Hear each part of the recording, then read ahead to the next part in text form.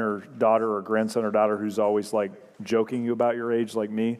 My sons will always talk about the 1900s, like it's some ancient, back in the 1900s, Dad, when you lived and operated. So we'll try to process that together today.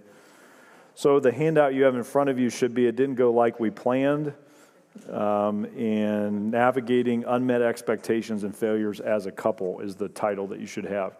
If you don't have a handout, just raise your hand. They'll find you there. Does everybody have one? And then you could just maybe set the rest in the back there. Okay. Yep. Thank you. So we're going to look at the last of the couples in Genesis. We talked about Adam and Eve. If you weren't in the last session, we talked about Isaac and Rebekah. Let's go to Genesis 15. Let's spend a few moments here today looking at Abraham and Sarah and some things we can learn from their marriage. Genesis 15.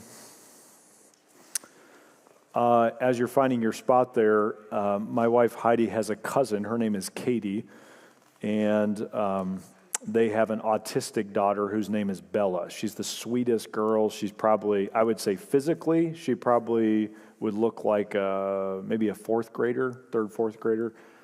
Mentally and developmentally, she would be much younger as far as how she interacts. Very verbal. Autism is a spectrum, right? So you can have someone who's highly functioning. She would be, I'd say, kind of in the middle, if that's a way of describing it. She normally has headphones on to kind of block out noise things, but this cutest, sweetest girl. And what she will do is if you go to their house, I just met her for the first time. Heidi's been talking about her for several months.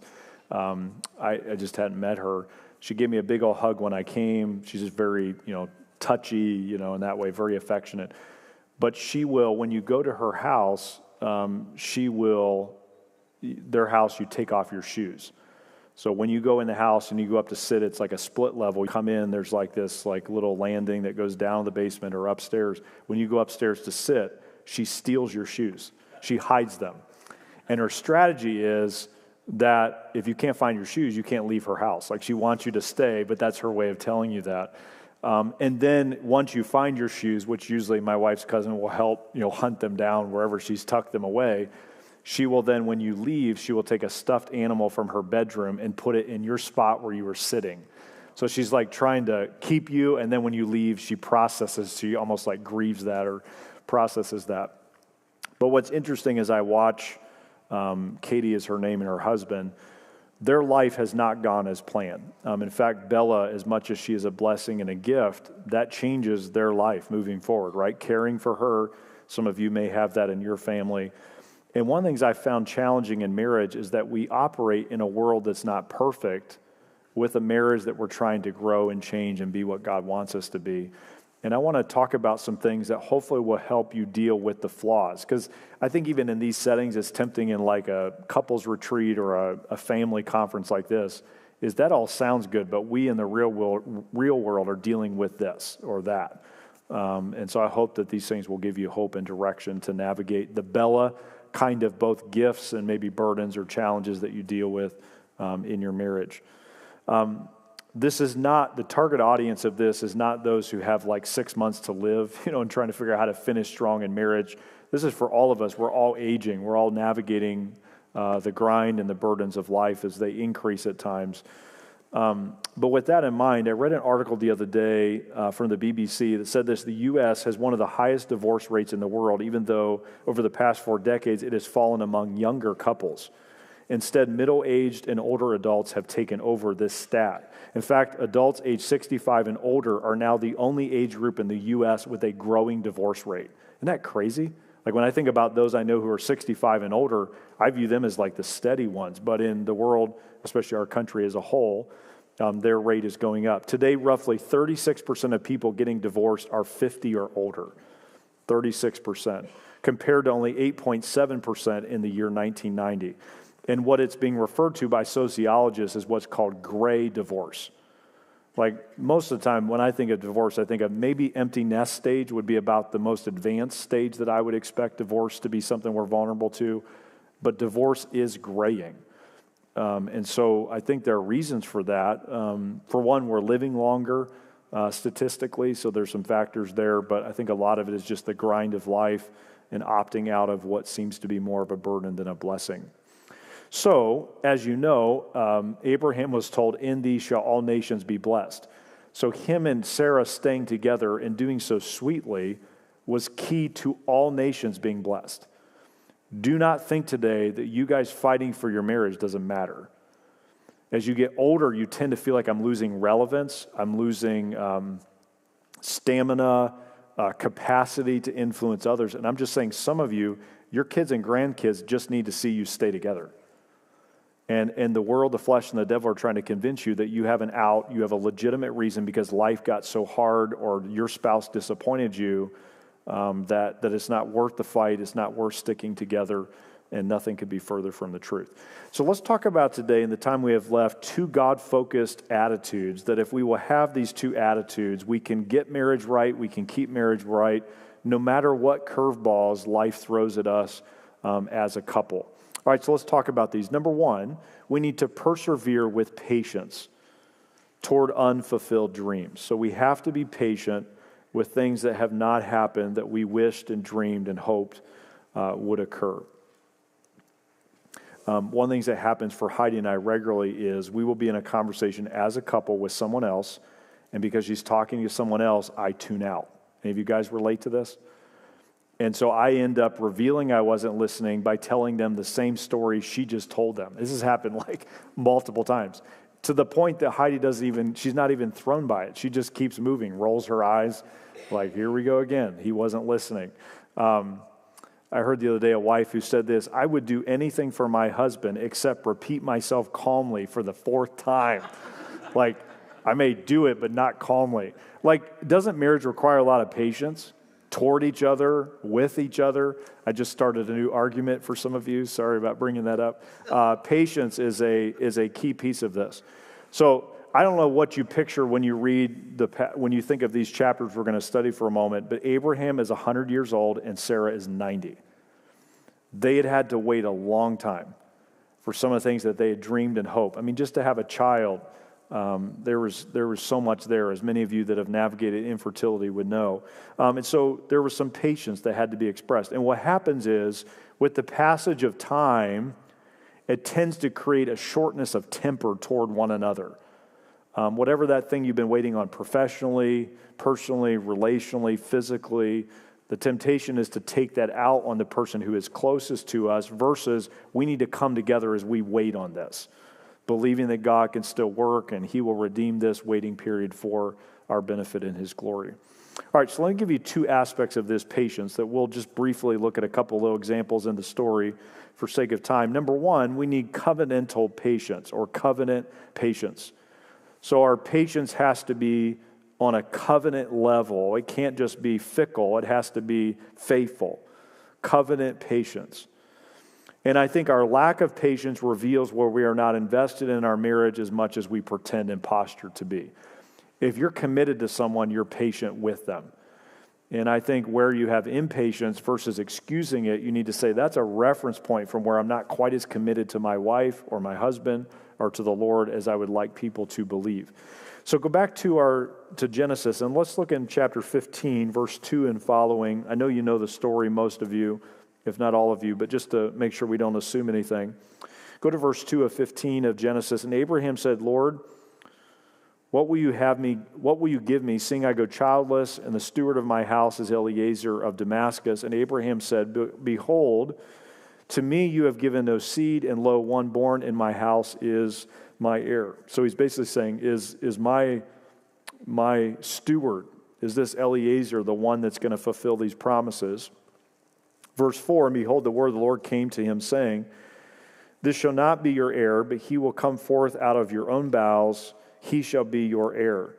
And he brought him forth abroad and said, notice this, Look now toward heaven and tell the stars, if you be able to number them.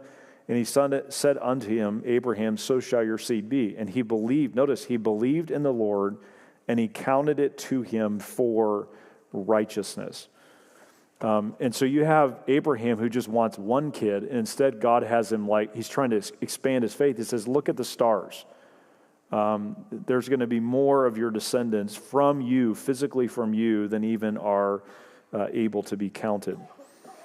So faith, this is a key thought today, because I think we tend to, like if I said to you, give me the best story you ever heard on a couple who trusted God, your story probably will be someone who had a huge breakthrough. And there was like this instantaneous zap of like a miracle. And right now, my wife and I are praying for that. But it's kind of like the overnight miracle that's taking years. It's kind of where we're at in the phase we're at. And here's what I would say to you. One of the best profiles of faith is not the couple who named it, claimed it, and saw it. It was the couple who just waited. Like some of the best things you can do to demonstrate that you trust God is just to wait on him. And I'm telling you, God is worth waiting on. And you got to remind each other of that when you're tempted to start doubting God, when that grandkid that's not saved, that you're trying to pray him to Jesus, and that difficult grown child that's wayward or whatever. We go through all kinds of scenarios. One of the best evidences of faith is we just say, we're going to wait on God.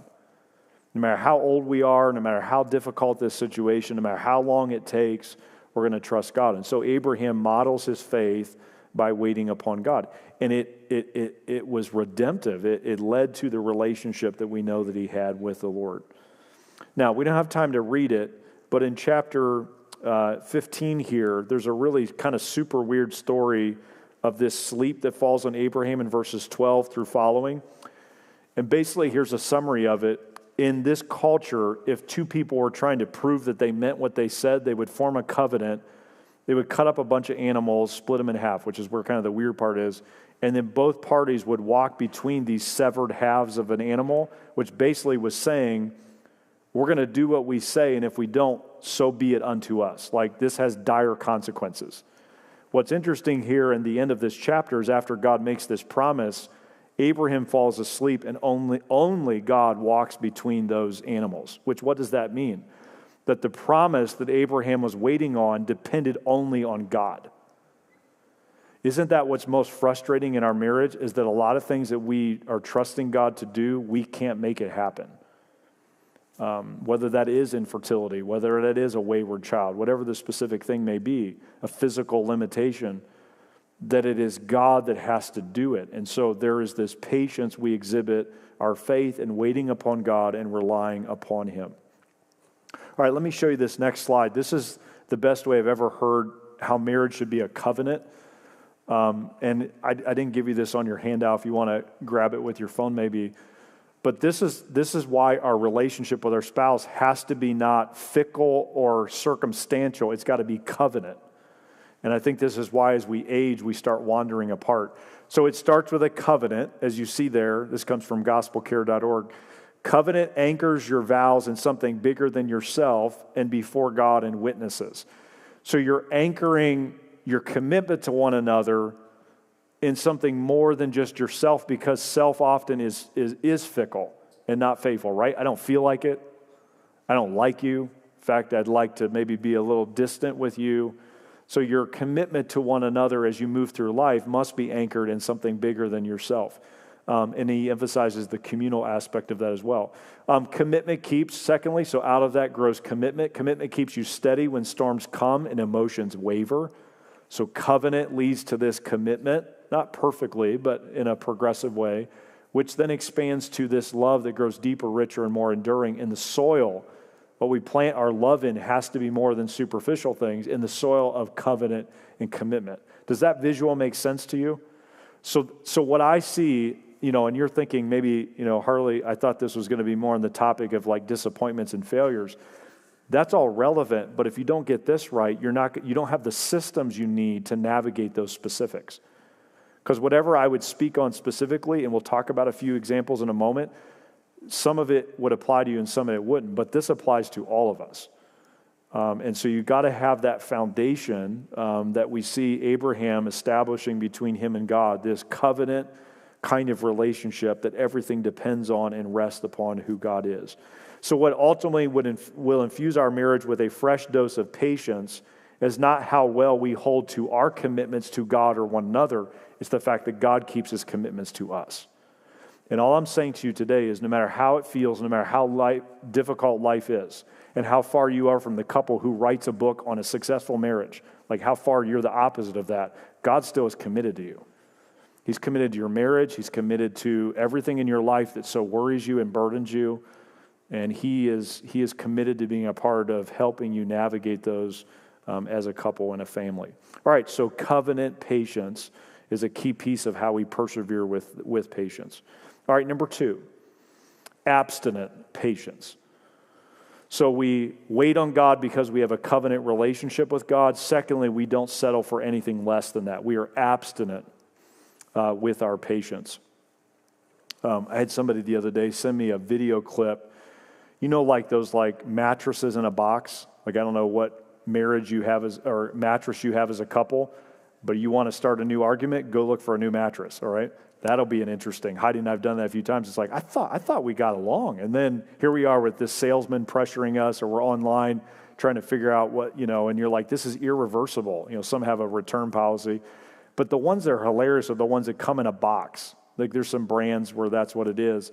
And this video was a montage of people opening up the box without realizing how quickly the mattress fills the horizon of your life. And it's a bunch of people like whiplash, like slammed up against a wall. One guy got flipped over a counter. I'm like, this is like AI. There's no way this is legit. But where these, like, it just gets out of control. Like you open up the box and then it just like fills your life, and several got injured, I think it looked like in the video.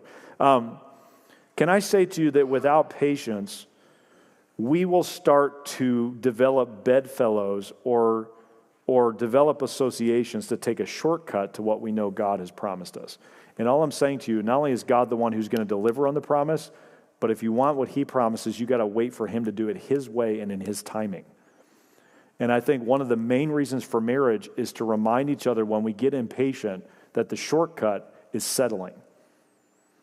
The shortcut is shorter and we get the quick fix, but I'm telling you, you stack that up against what God has promised you as a couple, and it always is inferior, to say the least. So Abraham and Sarah had to navigate this, and they actually made some missteps that we can learn from. If you look in chapter 16, verse 1 says, "Now Sarai, Abraham's wife, bare him no children, and she had a handmaid, an Egyptian, whose name was Hagar." So you know the story, what happens. Sarah says, listen, I'm 90 plus, you're 100 plus, you might still be able to have a child. Let's real quick see if we can scramble and make this happen with my handmaiden's help.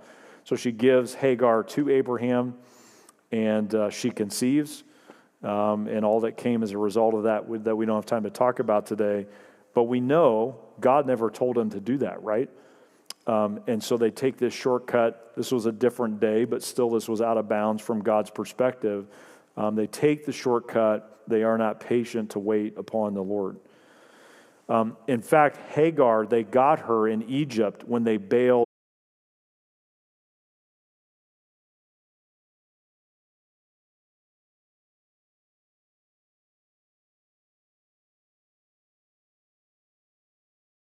God deliver on his promises will never age well. And we all know when we're doing that, right? Lecturing the adult son or daughter when they're not even receptive to the truth they are. Pressing the issue on something, I'm not saying medical intervention isn't a viable option, but I've seen two couples do the same exact procedure, like in vitro type things, and their motive is completely different. One is healthy and faith-filled, and the other is just trying to circumnavigate what God has clearly revealed to them. No judgment on my part, because I've been there too, but we've got to make sure that we are not taking shortcuts that God has not led us to, especially as we move through life. So then if you go to chapter 17, God comes to Abraham. Again, I'm giving you just a quick overview. He says, I'm going to give through Sarah. You tried it with Hagar, and then she's thrown out of the camp. But God reminds him. Abraham falls on his face, verse 17 of chapter 17 of Genesis, laughed and said, "Shall a child be born unto him that is 100 years old, and shall Sarah that is 90? Then he says, "Shall Ishmael," this would be the son by Hagar, "he might live before you," or he might be the one that is the fulfillment. God says, no, it's going to come through Sarah, and it's through her son Isaac that you will experience in my promises. So we see God reminding Abraham to be waiting upon the Lord. And I think it's even merciful that God, even though they tried a shortcut, God said, no, I'm still going to do it the way I originally intended. That's his grace and his mercy. A quick example of this with marriage, because I think we focus on in these settings like we are today, young couples, like healthy family weekends, we tend to focus on those with young children. Do you know that 60% of divorces, U.S.-wise, happen during menopause? So it's those kind of moments where we're in better times or easier times or more understandable times that we're all used to and we're kind of on autopilot. We would never bail on God in those moments, but we tend to lose our sense of abstinence when things get different or difficult. And so that's what we're talking about here. We must be patient because God is a covenant-keeping God. And number two, we have to be patient because he requires us to stay within bounds of what he has revealed to us. One of the greatest temptations in clock ticking, whatever that is specifically, and then to take shortcuts with site-based analysis and words about things that are not trending in the right direction. So we're thinking and listening to others instead of God. Where are you eyeing the shortcut or even have tried the shortcut? Abraham and Sarah should give you hope that there's a way back to his promises. Last thought on this would be, we'll move to our second point. I love this thought. Here it is. And I'm a driven guy. Like I always like to have 50 balls in the air. And I'm stressed about it, but I'd be more stressed if I didn't have any in the air. But here's the statement. Direction is more important than speed. Have you ever known someone, they're going all over the place, but there's no planning, there's no assessment? Direction is more important than speed. And nowhere is that truer than in relation to our God. It's more important that you ask yourself as a couple, are we going in the right direction, than how quick till we get there, and what's the shortest way to get what we want out of God. So it's walking with God, being patient with God, resting in him that he will deliver in his time and way.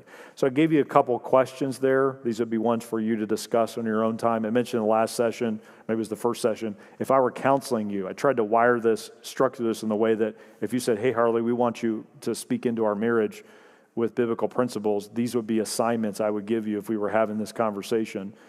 As a couple, ask yourselves, where are impatient shortcuts revealing that we have given up on God's promises in our marriage? So you ought to wrestle with that as a couple. Number two, what is the first area that we need to resume holding out for God's best and his timing? So even if you have given up, where do we need to lean back into that and exhibit the patience that God wants us to have? All right, number two, let's spend a few moments here and then hopefully we'll have a few minutes for questions today or comments. Number two, persevere with confidence toward unfulfilled dreams. So we persevere with patience. Number two, we persevere with confidence. Last night after dinner, I was joking. Some of you didn't hear this story. Tim and I had dinner together and the waitress walked up and said, what's the special occasion you're celebrating? We're like, unfortunately, in our world today, two guys having dinner can be misconstrued. And so Tim kept talking about my friend Harley, my dear friend Harley, but he kept emphasizing friend. So we had that little kind of goofy moment.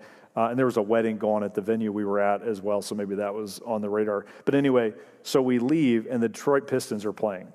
And he's technically driving, but on his phone is the recap of the first half.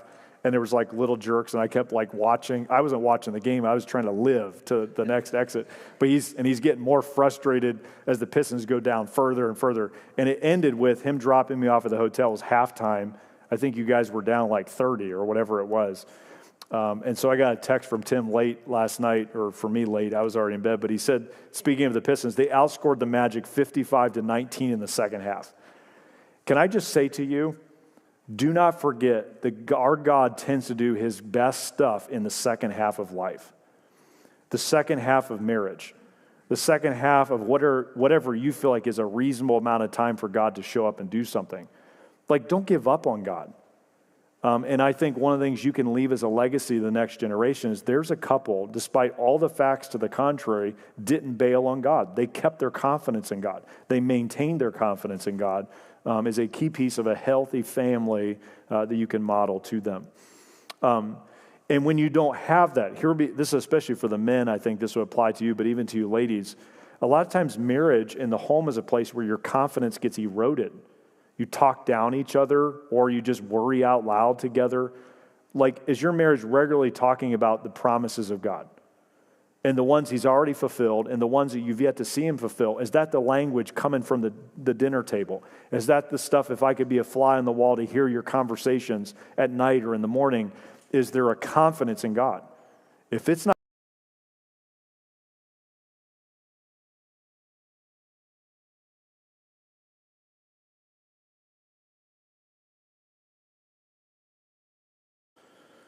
so the story in chapter 18, if you go there and just kind of peruse over it with your eyes, you'll see that, remember, God shows up. I think it's a pre-incarnate appearance of Christ with two angels.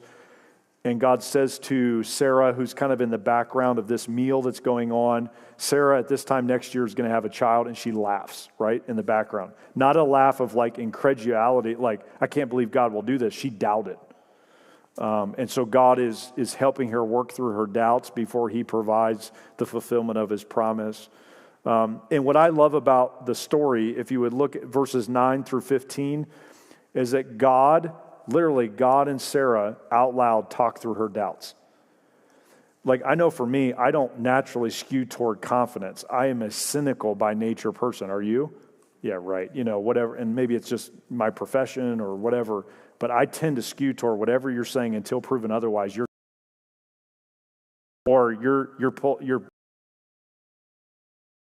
with God, he's willing to let us in his presence work through our doubts and to allow us to renew our confidence and to strengthen our confidence in him.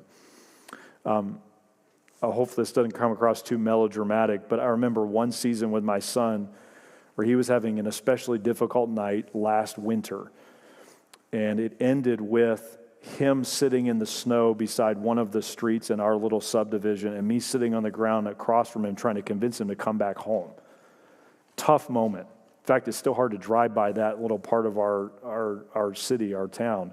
And I remember saying to him, Landon, Mom and I have no idea what we're doing. We love you. Come home. Let's figure this out. Just even revealing that I don't know what's going on, I don't know how to handle this, actually diffuses the situation, right? I think for many of us, the reason we don't have confidence in God is because we don't have anywhere we can say that we lack confidence, that we doubt God. Like, is your marriage a safe place to say, I'm doubting God right now? If it's safe enough to talk it through as we see God doing with Sarah, then it should be okay for your spouse to be able to say to you, I hear you, but I'm just having trouble believing that. It ought to be a safe space where those kind of conversations can happen. That's a healthy thing. And so you ought to be a part of facilitating that and modeling that to your spouse. Abraham's in the Hall of Faith, right? Like, he's known as the dude who trusted God.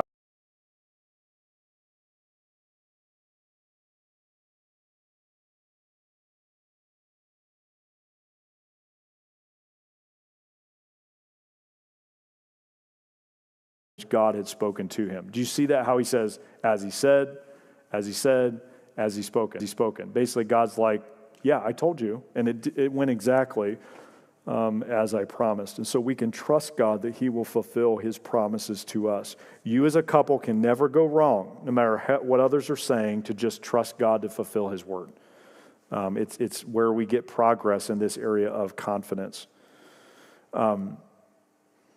I love the layout of your building. Last time I was here, it was just open. The steel was on. I think maybe the steel decking was on the roof, but it was like mud trying to crawl or slide or climb up here to meet Tim, and we just walked around and prayed over the project and that kind of pause I think you guys had for a bit.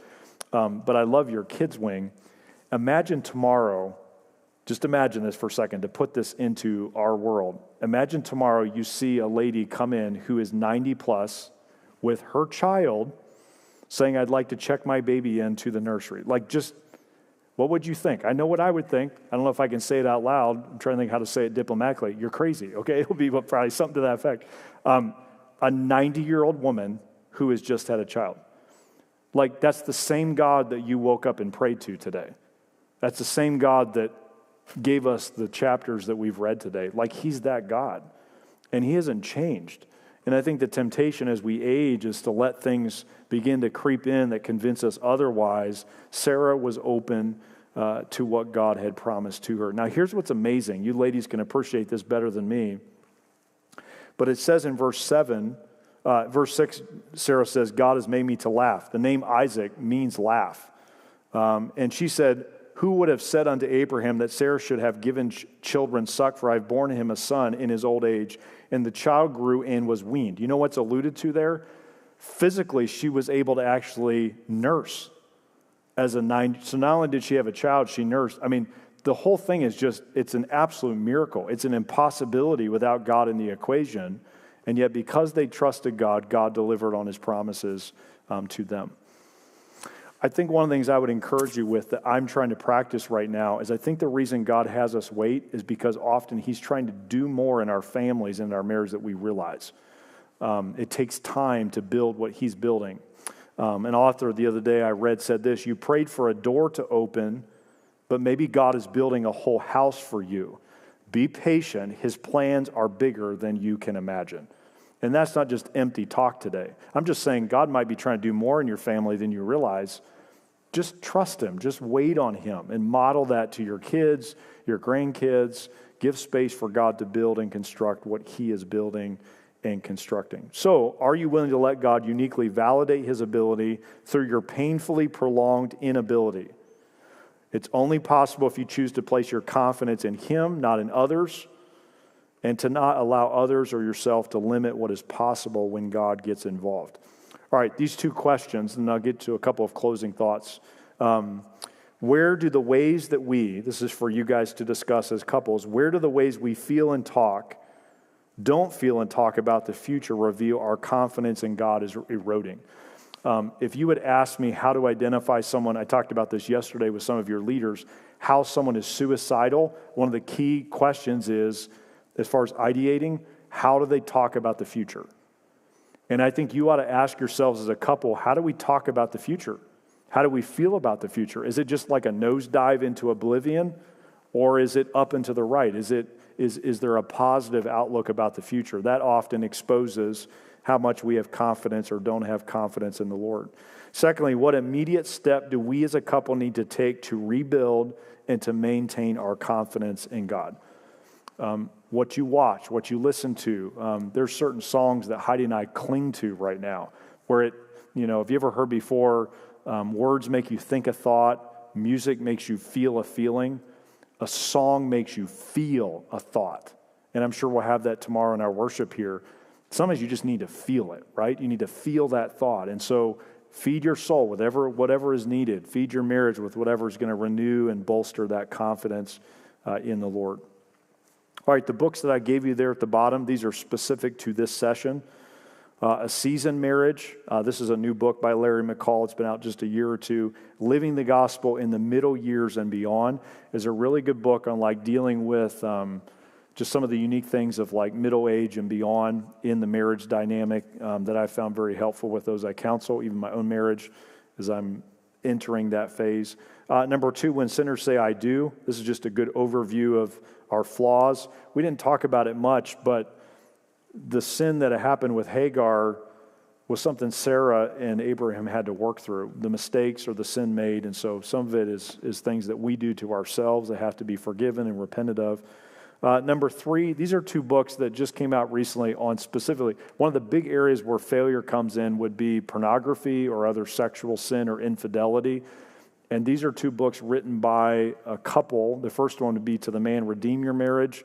The second one is written by his wife, Reclaim, and it's just about how a wife who has been cheated on or discovers her husband is engaged in any kind of those things, how to resolve those. Those are by the Solomons. Those are very good books I've found to be very helpful, so I encourage you to check those out. Okay, one last thought, and then we will open it up for some discussion. We have about 10 minutes left here. My in-laws, my father-in-law, we live in Amish country, Ohio, okay, so that caveat. My father-in-law's name is Moses Yoder, okay? In fact, his middle name is M, just M, which means his dad, this is how the Amish roll, or slowly roll, their middle initial indicates their dad's first name. So his dad's name was Moses. So Moses M. Yoder is my father-in-law's name. And unfortunately, their dog that they've had for about 14 years died this last week. And the hard part, all of us who have dogs, is there's memories, right? There's people often connected to those seasons of life. And that dog, we initially got the dog while raising a toddler, and we realized we couldn't do both at the same time. So we gifted the dog to my in-laws. So they've had it now for maybe 12, 13 years. During that time, Heidi's brother, her only brother, had some very severe mental health struggles, and he passed away about 3.5 years ago. So there was connections between that dog and now their deceased son. And so this last week was tough for them. And one of the farmers in our church allowed them to bury the dog in this little pet cemetery he's got, nothing official, there in the countryside of Wayne County, Ohio. But they left somehow when they were burying the dog, I got an accidental voicemail, which is kind of scary because you're like, what are they going to, like, it was like this weird, like, we talk about like butt dial or whatever, like accident. Somehow, while they're like saying their last words, I don't know if I could have been there without laughing. My view on it as far as pets and things at times isn't the most sensitive, but we weren't there, but we were there. We didn't know we were going to be there. So there's this little voicemail, and it's my mother-in-law who's kind of just, sobbing or working through the emotions of it, and my father-in-law is talking. And here was one line I wanted to read to you that's just, it's sad, but it's also sweet and also a bit funny. He said, if we didn't care for each other, it wouldn't hurt so bad. So he's trying to comfort my mother-in-law. He says, we could be glad to get rid of each other because we don't like each other. And then he said, there are people like that. And then click, the voicemail ended. But it was basically like, this grief is an indication that we love each other and we want to be together forever, which was kind of a sweet thing. Do you know that there are people that every relationship is discardable. Every relationship is just a season of life. And I want to say to you, both our marriages should not be viewed that way, and more importantly, our God does not view us that way. It's not like, maybe I'll stick around to see what happens. He is fully committed to us. He is not going to discard us. He's not going to cast us off forever. And as we age, we've got to believe that anew and afresh every day with the help of the Lord.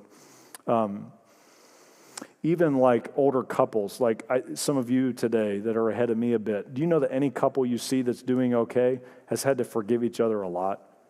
Like, you're not here together. Any of you, either your spouse is in another room or you're with, like, you haven't gotten to this season without a lot of things under the bridge, right? Disappointments, failures. And so if we know that's the way we've gotten to this point, it also is going to be the way forward as we honor the Lord. All right, let me show you this last graphic. I don't know if on Instagram, there's a good follow. It's called the New Happy Company. And they've got a lot of these like visual things. But here was the statement. The best relationships are strong, yes, right, linked, but then also they are flexible. So I think the thing you ought to ask yourself is just not, are we strongly connected, like we're together, but when push comes to shove or things are prolonged, can our relationship also be stretched? And I think many of us are starting to go through that in many different ways of our lives. And my point is that as we have to stretch, that we stay connected to each other and God. That is the way forward, despite the disappointments, despite the failures in relationship. Even I would say this, like emotional intelligence, flexibility is a key attribute of a healthy person. The same is true in marriage, that we have to be flexible, prolonging, seeing through those seasons in a way that honors and pleases the Lord. So I guess what I would say to you is this, and then we'll discuss it for a second, is patience is key and confidence is key. And what you ought to be identifying is, where are we at with patience, where are we at with confidence, and what threatens to erode it? And then shoring up those areas that are kind of trying to feed you with the narrative that it's not worth it to wait on God. We're idiots to do so. Or number two, I don't know if we can even count on God to deliver. We must fight against that, as we see Abraham and Sarah wrestling with. These two people were just average people like us. I think if we could see them today, we would be like, they just look like us. And they struggled with a lot of the same issues that we did. And God was patient with them and faithful to them. And he's the same God that we know today. All right, so let's take about 5 minutes and just discuss either things you found that have helped you deal with failures or unmet dreams, expectations, or if you have a question on something you'd like me to clarify, I'd be happy to do that. But I'd love to pass on to others the things you guys are learning. A lot of these ideas I've shared today I've gotten from other couples and situations. And I will now be quiet and let the awkward few seconds convince you I really want you to share or ask. So who would start us out today? Or you guys all have peachy lives, as my mom would say. It's peachy. I would guess maybe not the case. Yes, ma'am. Some things that just helped me is just really recounting your blessings that God and the faithful things that He has done. Because we've all had those miracle moments in our life, many of them, more than one. And I think sometimes we don't purposely seek that out and see what the blessing is in Yep. the midst of this mess. Yep. Just a story for us. So we got married midlife, and we've been married now for will be 13 years. no, we got married. And now we went off the rails. 14 years. We got married in 2012. Yes. So it'll be Yeah. coming up. So, but we were surprised to become parents a couple years into our marriage. We have our grandchildren. We still have them now. And Yeah. 9 and 11. But it was tough and a struggle, and our lives changed. But the blessing, there's such a blessing, and there's such a joy. But I don't think we would have stayed married. Mhm. Like God knew what we needed as well. Yep. It was bigger than just them and my daughter, and it was Mhm. like you said, it ripples out. Mhm. And to sit back and look at all these things that God does, we struggle through that, but there is a blessing in it. And if we can look back at all the miracles, well, God got us through that. We got Mhm. through that. We were never homeless. I mean, you just go through it, and that helps me Yep. when I'm really feeling abandoned or alone, or like what's going to happen next. Yeah. And when I'm afraid. Yep. So good. Yeah. Add to that. Yeah. Go ahead. The idea that Scripture claims God will give us the desires of our heart, which when I was young, I had all these desires in my heart, and I realized later on as we got along that what actually changes can be what those desires are. And that's what God is. We relinquish our will to His better desires. Yeah. Would any of you agree with us that as you age or get older, whatever stage that finds you, you would probably never go back and repeat some of the seasons you've been in, but you also would not take them out of the story, if that makes sense, because of what you know and who you are.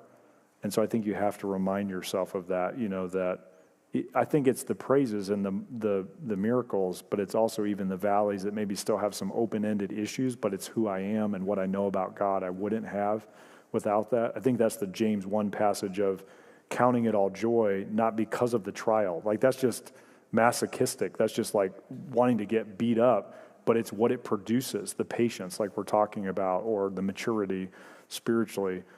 And so I think that's the wise view, that you have to have a few of those to see that. Even my son, who's 18, I think our biggest challenge with what he's navigating is he doesn't have precedence in his own personal space of God being faithful. This is his first one. And most of us have been at it a while. You have some things to draw on when the next trial comes. Or like people older than all of us in this room even, you're like, how can they be so steady? It's because they've seen a few things and they've learned not to get too worked up about it, because God, when you're like, that diagnosis or that situation is so overwhelming to me as being a younger, they've just learned that God is faithful and trust Him, So yeah, I agree with that wholeheartedly.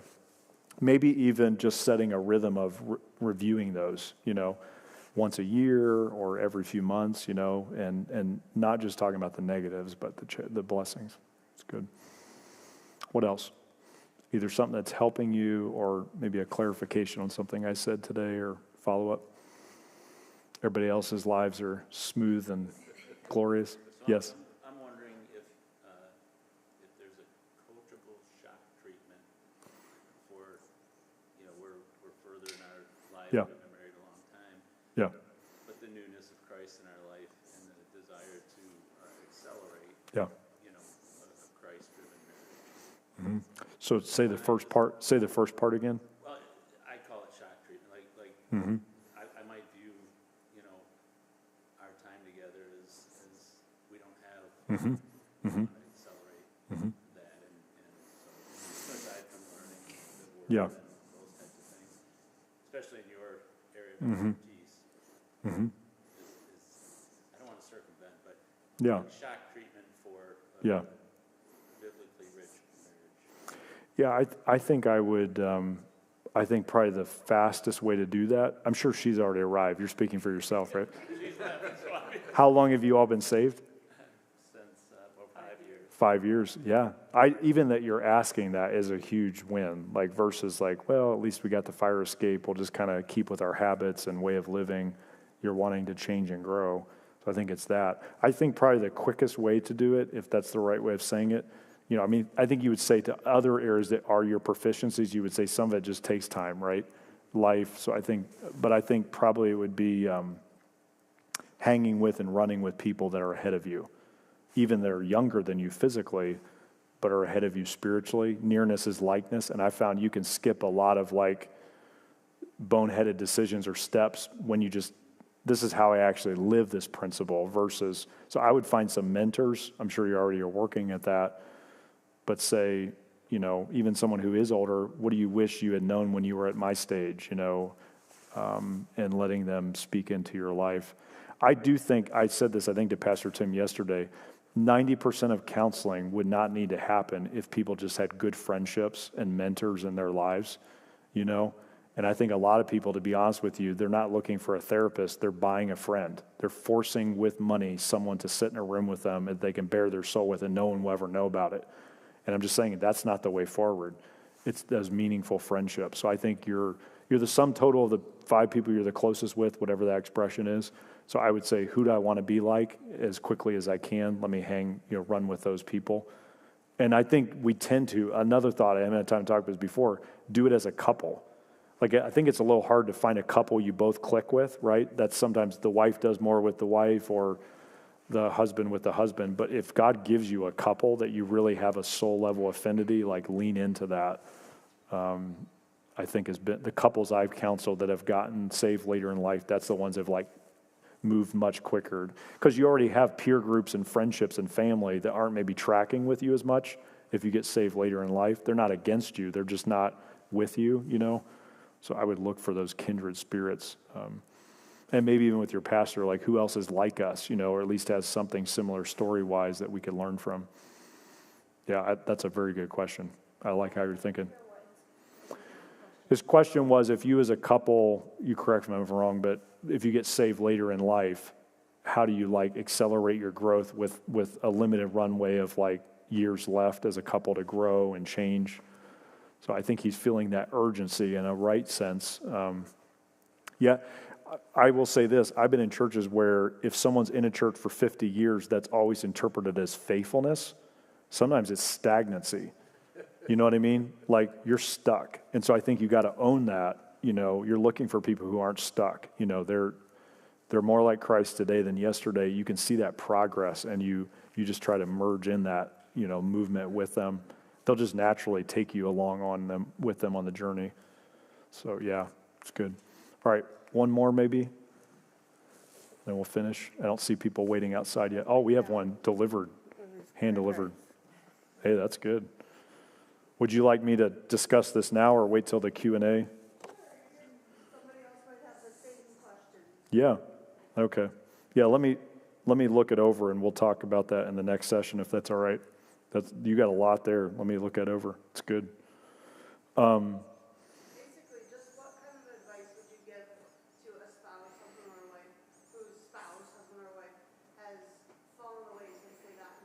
Yeah. Still trying to live a Christian life, raise their kids in a Christian family, but it's the house side. Yeah. That's a tough one, isn't it? As I think you probably know. I think what I would say that would be 1 Peter 3, as a wife treats an unsaved husband with her winsome conversation, I would read that text, and maybe it's a little different situation, what you just described, but you're focused primarily on your vertical relationship with the Lord and allowing that to win them to himself. We all know we barely can control ourselves, right? Let alone fix someone else. And I think that's the hard thing in marriage is you're living with a person closely. You know their issues, but you cannot fix them on your own. So I think, and making sure also that their issues don't distract you from where you need to be growing and changing. Like it's tempting to focus on what they should be doing or not doing at the expense of your own personal sanctification. I know that's a very generic answer, but I think that's a mindset that then would manifest itself in specifics. And then just, I think I would say to you, convey to them, no matter what you do, I'm running toward Christ. You know, the idea of, and I'm not saying this is your situation, but Paul talks about if they want to depart, let them depart. The language there is, there's no codependency. Like you love that spouse, but you're not going to determine how I feel about myself, how I feel about God. I love you, but I'm not dependent on what you do with God of how I feel about myself and what I'm going to do moving forward. You're not abandoning them, but you're setting up boundaries that you will not ultimately be what only God is to be to me. So I feel like if you can get emotional autonomy, you know, where I love you, but I'm not going to be defined by you in any way, that allows you then to serve them in a way that's not too heavy or too light. Yeah, I wish I had, that's a involved conversation, as you know, but that'd be a couple of quick things I would say. Very good question. I'll chew on that too if there's something I'll add. Is that what you put on here?